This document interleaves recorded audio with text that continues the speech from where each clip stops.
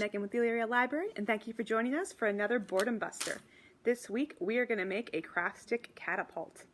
For this one you are going to need 11 craft sticks, 4 rubber bands, a plastic spoon, and something that you can shoot from the catapult that won't cause too much damage.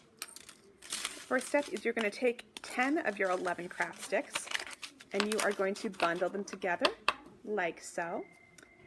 You're going to rubber band one end together like so. Next you're going to take your 11th craft stick and you're going to slip it between the bottom stick and the rest of your craft stick bundle, and you're going to secure that one into place with another rubber band.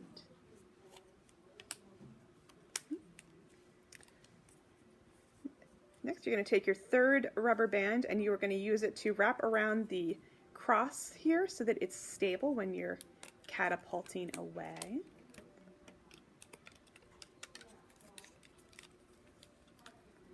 So, last step, you are going to take your spoon, place it like so, and you're just going to rubber band it onto place there.